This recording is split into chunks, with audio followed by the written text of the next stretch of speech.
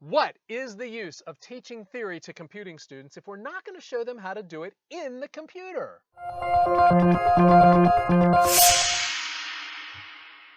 In the video where we convert non-deterministic finite automata to deterministic finite automata, I talk about this, well, it's a simple state machine. And the idea is that we're going to look to see if we can find a regular expression. Actually, it's not a regular expression. We're looking at a sequence of heads and tails from tossing a coin, and we have heads or tails in any combination. So we could have the empty string, right? Could have any number of heads, tails, whatever. But then the last two flips have to be tails. And the idea is that we came up with a state diagram and a state transition table that realized this. And the state diagram went something like this. It had three states.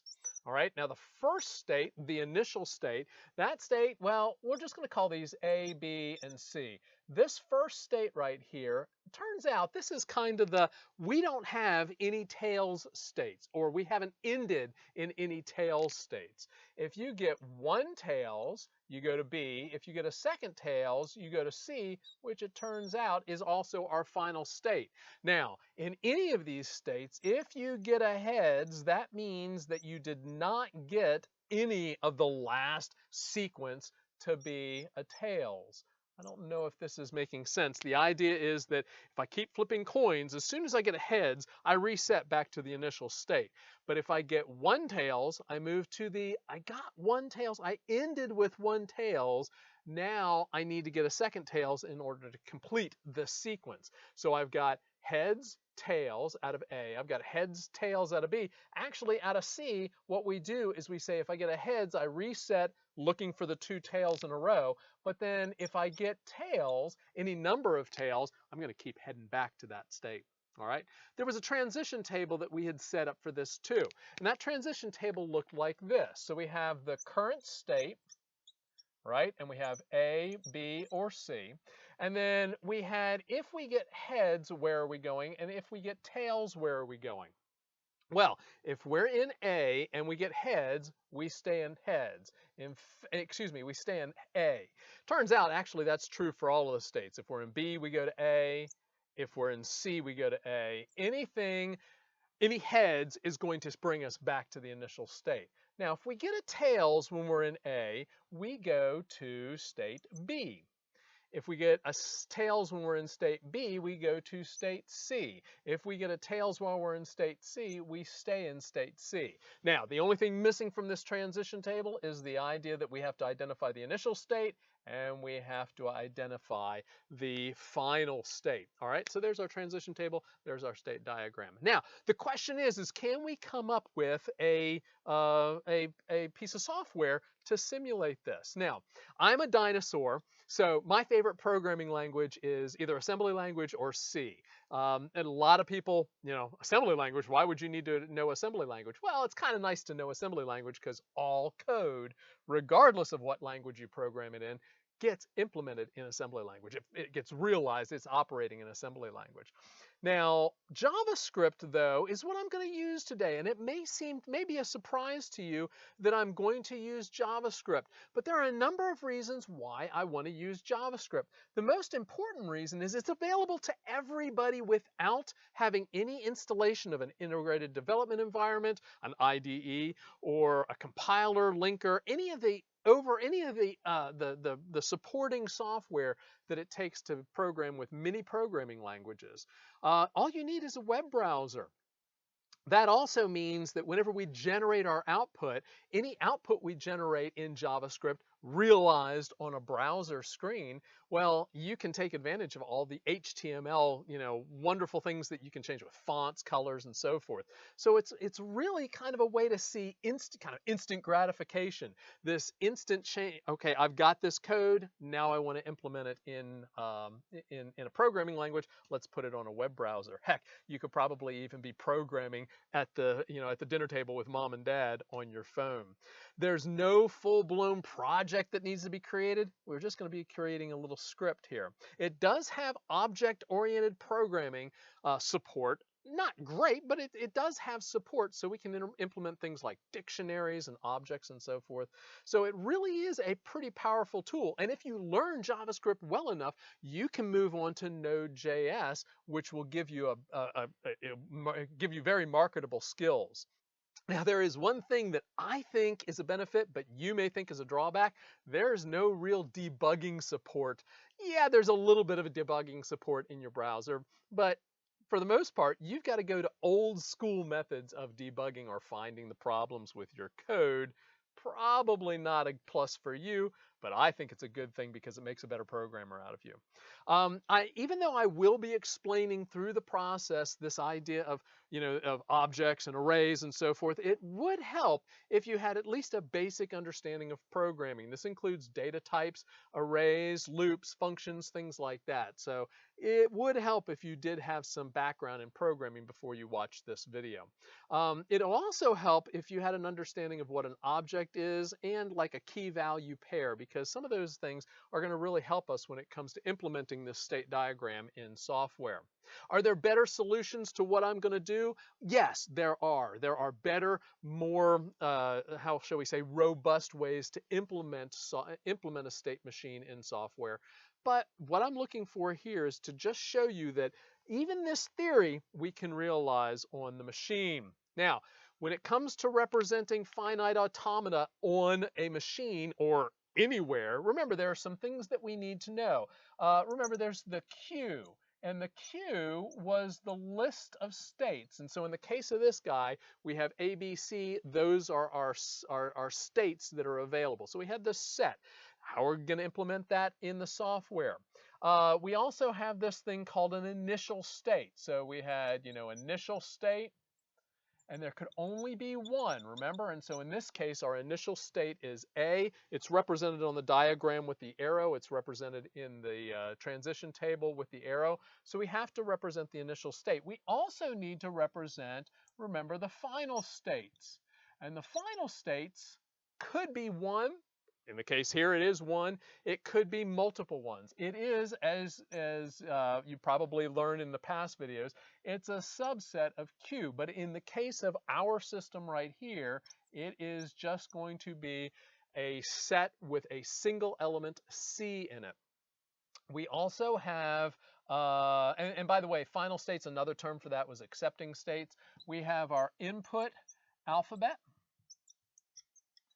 All right, and our input alphabet is all the possible characters that we are going to be able to use to take us, to define which state we're moving to next. In the case of our heads and tails state diagram up here, there's only 2 elements, and well, it's once again, it's just a set, and so we have, in the case of our state diagram up here, we have heads and tails. And then we also have this thing called a transition function, which we represented with a lowercase delta.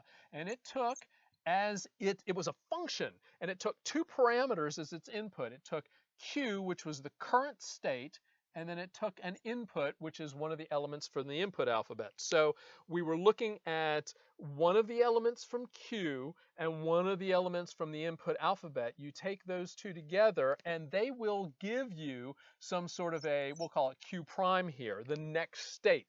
And so what you're looking at is we have a current state, that's Q. We have the input, and this brings us to a next state. So let's come up with a way to represent each one of these things in our state machine.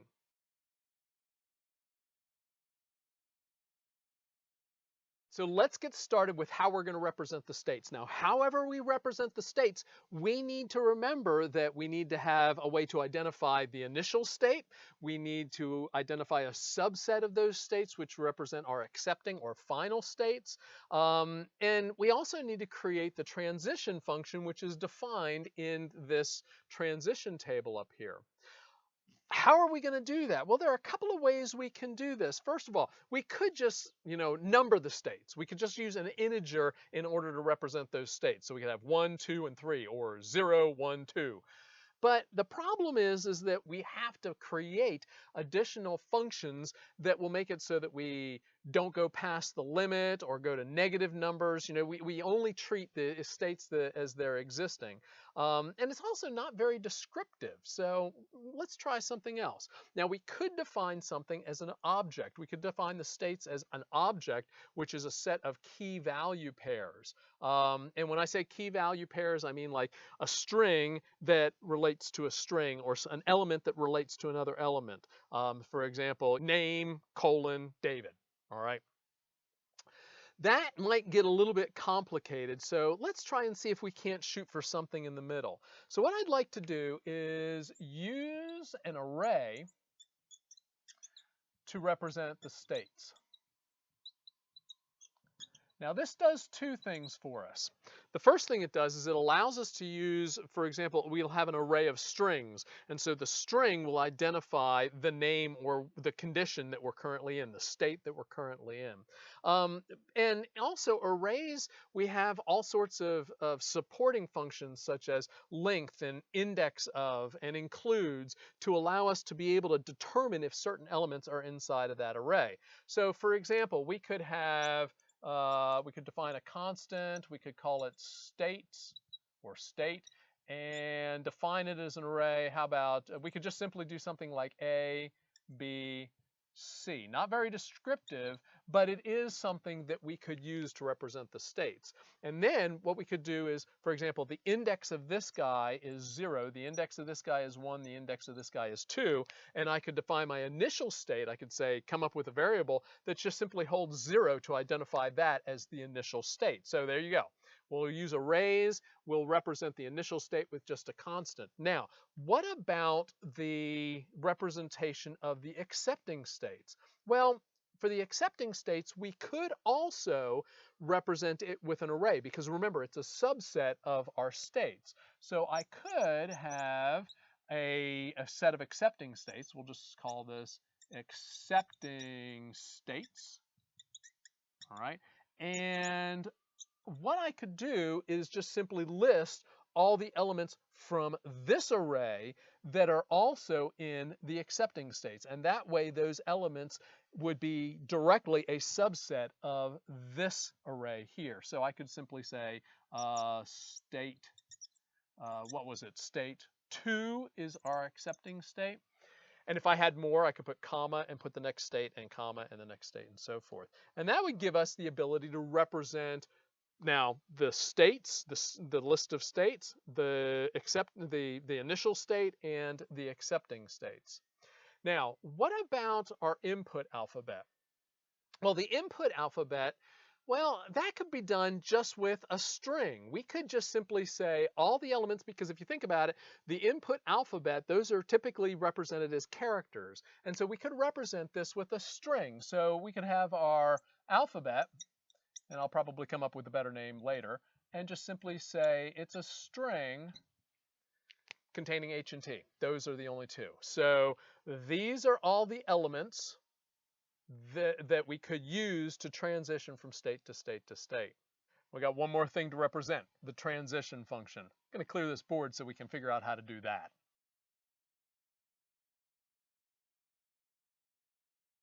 The transition function. This may be a little bit more difficult, but as the name implies, it's going to be a function. And so whenever we put together this function, it's going to look like in JavaScript, we'll have function, right? And we have to use this term in order to define the fact that we're creating a function. And what I'm going to do is I'm going to call this returnNextState. All right. And returnNextState basically says, well, I'm going to give it back. I'm going to return to it the state that we're going to go to. So I'm going to pass to it the current state, right, and the input.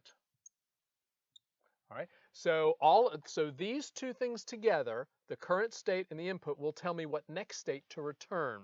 Now, the guts of this function, though, may not be as clear There's a number of ways we could do this. Probably the most brute force and crude way to do this is to just have a bunch of if statements. If my state is this and the input is this, return this. If the state is this and the input, but that's really not very adaptive. And if I decide to modify the state machine at all, that's probably not going to work. So what instead I'm going to do is I'm going to create a function and understand this is not part of the function. I'm just writing the other, brainstorming here. I'm going to create another array. I'm going to call this, let's see, we'll just call this the transition table. And it is going to be a two-dimensional array. Well, it's going to look like this. I'm going to have it's actually going to be kind of a dictionary. For the state at index 0, and remember, A is at 0, A is 0, so this is 0. B is going to be 1, C is going to be 2. For state 0, what I need to do is have two states, one state to go to whenever I have heads, one state to go to whenever I have tails. Basically, what I'm going to do is I'm going to create this table here. I'm going to duplicate this in this two-dimensional array. So we'll have state 0. If we're in 0 and we get heads, we're going to go back to state 0. And if we're in state 0 and we get tails, we're going to go to state B, which is 1. All right. And then let's see, that's the end of that array. And then we will just go and create the next one for 1 and create the next one for 2. Tell you what, let's go ahead and show you that in code. But before we do, let's talk a little bit about the output. Remember, we talked about Moore machines and how you could relate each one of these states with an output. Mealy machines, you relate each one of the transitions with an output. We're not going to worry about output right now. What we're going to worry about is, did we make it to the accepting state or not? So let's start some code. I'm just going to start out with this really simple template, and let me explain the template. First of all, you're looking at the document type, the HTML tags, and notice the HTML tags at the bottom of the top. We're also going to have the body tags. It's very simple. I'm just stripping this down to the bare minimum, and that's going to define our web page. But look right there, I've got this beginning and this end tag for a script. Well, that script, that's where our JavaScript's going to go. So let's go ahead and start populating that script. First of all, I said before that I'm going to create a constant, and I'm going to call it state, and this is going to be an array. And this array, I'm going to be a little bit more descriptive than I was before. I'm going to actually say ends with heads. And this is really going to be our state that represents state A. So if the last thing that we got was a heads, we're coming back to this state.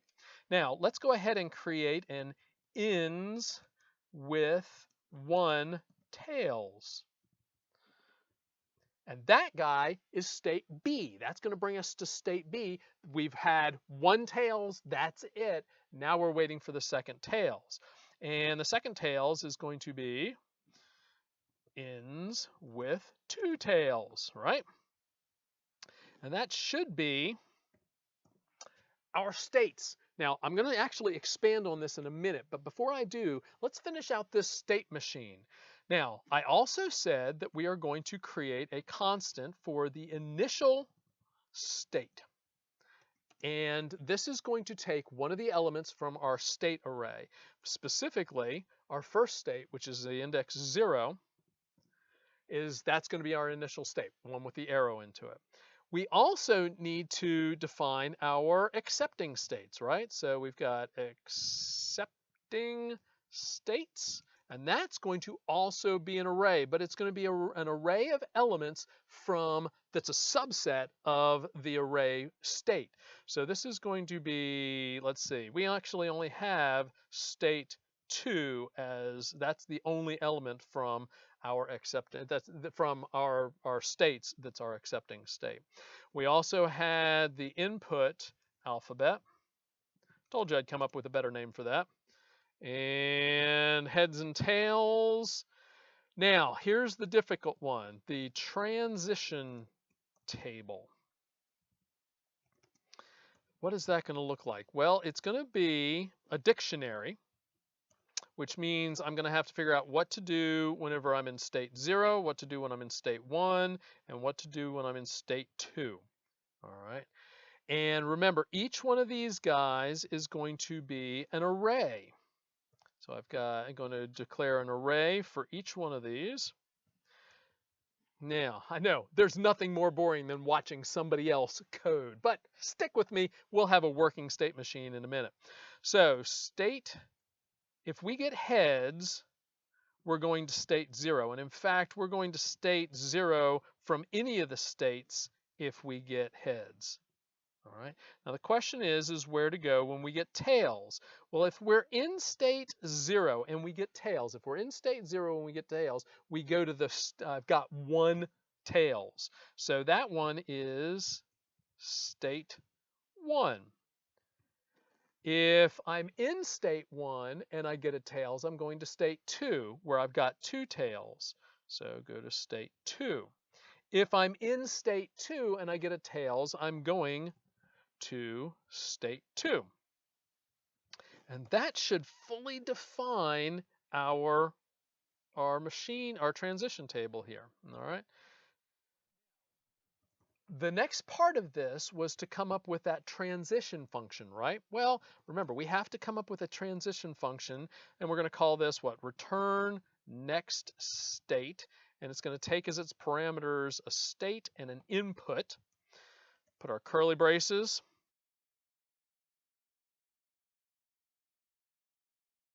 Now, what I need to do is I need to return whatever element the state and the input points to in my transition table. So I'm going to actually return the transition table, the element that is pointed to by, well, this is where things may get a little bit confusing, but understand, I am kind of using indexes into arrays to identify the different states.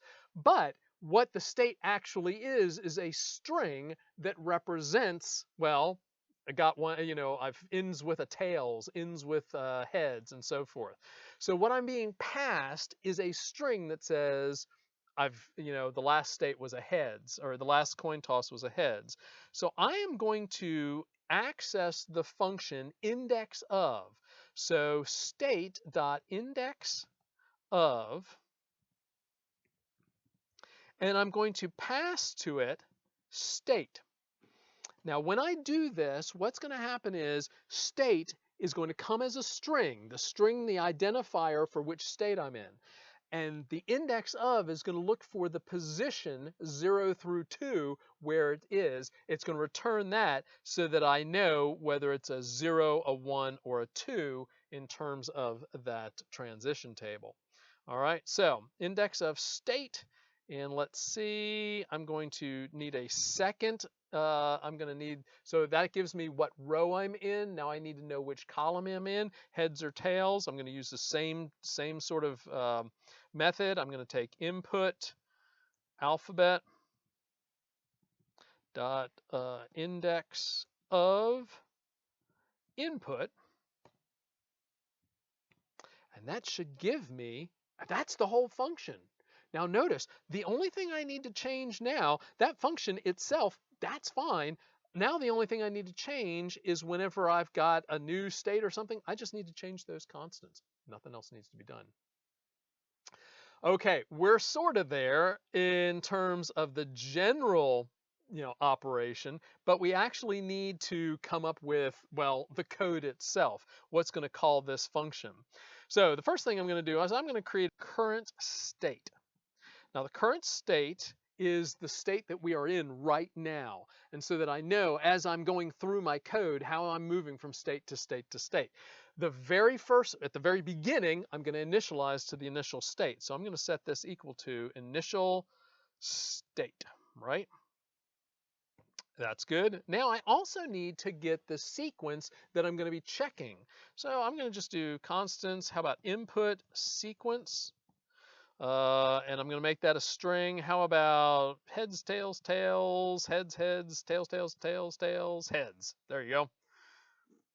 My semicolon. And that should be good. Now, what we need to do is create our code. So I'm going to do a little loop here. So for, and I'm just going to use a pointer I, or an index I equals, starts at 0. And as long as it is less than the input sequence length, we're good. So I'm going to just start at 0, start at the first element of the input sequence, and then I'm going to count through the input sequence till I get to the end. And each time I go through the loop, I'm going to increment my position I. My curly braces. Now, the current input, I'm just going to create a variable, current input equals input sequence, and we'll do character at I. So the character at position I. So like I said, we're going to go through the sequence. I equals 0 all the way to the end of the sequence. But now we need to get the actual character that is represented at that position. So input sequence char at I, just going to say, okay, now it's the H. And then we're going to go to the next one. And then we're going to go to the next one and so forth. And we're going to go through this sequence one piece at a time. Let's output something to the screen so that everybody knows what we're doing. And I'm going to do this. I'm going to have to embed a little bit of HTML in here. So we'll do document write, and this is specific to HTML like to a browser. If we're talking about doing something in Node.js, you're going to have a different way of outputting. But on a browser, document write will work just fine. So I'm going to put a break in order to make it so that we go to the next line. Current state. And I'm going to, how about we'll just make this in bold, so strong. And then what are we going to put there? We're going to output the current state. And then we'll close that strong and put a hyphen or something. And we're going to look at what the current input is. And we'll also make this strong so it appears clearly. Plus current input. And what are we going to do? Let's see. We will close this out with strong. Whoops. Need to put my slash quote. And what this is going to do is it's simply going to move us to the next line, output current state, output what the current state is, and then we're going to finish, we're just going to put that in bold, and then we're going to put input and also in bold what the current input is. All we need to do now is just simply update the current state. So we'll do something like, how about current state equals return next state, so we can access the transition function, and we pass to the transition function the current state and the current input. All right, and that should set our current state to whatever state we're going to. And now let's just go ahead and output this. We'll do something like document.write, and we'll do next state, so everybody knows what state we're going to. Strong. How about current state? So this is now our current state is the state that we went to. We're going to the next state. We'll do our tags again. And then one more thing that I'm going to do, I'm going to say if accepting states, accepting state, did I say accepting states or accepting states? I said accepting states. All right, so accepting states, if accepting states includes current state, then what we're going to do is I'm going to just simply say, I'm going to output to the right to the screen that we're in an accepting state. All right. And that should be good. That should be a good loop. All our loop is going to do is it's going to say current state, input, what the next state is. Current state, what the input is, next state. And then it's going to have a tag on the end of that saying whether or not we actually reached an accepting state. So what we'll do is we'll have one more line before we end. We'll just simply do document.write, and we'll just simply say, we'll do another carriage return, a line to go to the next line, ending state, and we'll just simply say what the current state is. And if, we'll do the same thing as we did before, accepting states dot includes current state, document dot write, accepting state. That should be the end of our script. Bring all this back up. There's one thing that's missing from this that I'd like to add, and that is a way to catch any errors.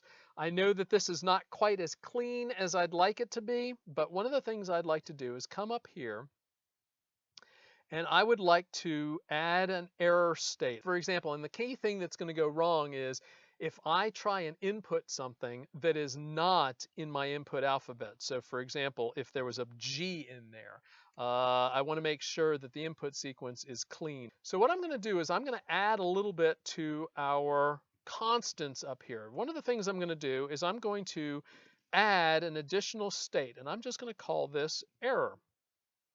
And that should be the end of the additional states. And then that means that since I added an additional state in my number of states, I need to add a state to my transition table. My error state is in state 3. I'm going to make it so once I get into state 3, it doesn't matter what I get after that. I am always going to continue. I'm going to stay in the error state. Now that we have defined exactly what the state transition table is supposed to do whenever it gets this state, we also need to indicate somehow to the code that this is an actual error state so that our loop will work properly. So I'm going to create a constant here, error state equals state 3. All right. Now, what does my code look like? Well, if we scroll down here to my loop, in my loop, what I need to do is simply check to see if I'm in an error state. So I come up here right before I set my current state. I'm just simply going to go if not input alphabet includes current input. All right, so that means that if it's not, if our alphabet it does not contain the character that's in the input sequence, then I'm just simply going to make my current state equal to the error state. Otherwise, then my current state is going to equal my next return state. So I think that looks good. Let's save this as an HTML file, and we will see what it looks like in the browser. So what you see we have now is all of our HTML running properly, going through that loop. And so every time we go through that loop, you can see whenever it has the current state, it has the input, it has the next state. And when the next state is an accepting state, it puts in parentheses accepting state after that. And then at the very bottom line there, we show that we actually ended in a non-accepting state. Specifically, we ended in ends with heads. Now, if I were to go here real quick, I'm just going to not open up the editor for you all, but what I'll do is I will create a sequence real quick that does end in a couple of tails. I'll save that, reload this, and you'll see that now our accepting state, since it doesn't end in heads, it actually ends in a couple of tails, actually ends in a bunch of tails. We're ending in an accepting state. The key about this code is that the only thing that you'll need to change in it is the constants, the list of states, the list of inputs, the initial state, the accepting states, and the transition table. So we'll show in the next lesson how we can quickly change things around just with the constants in order to come up with a new state machine.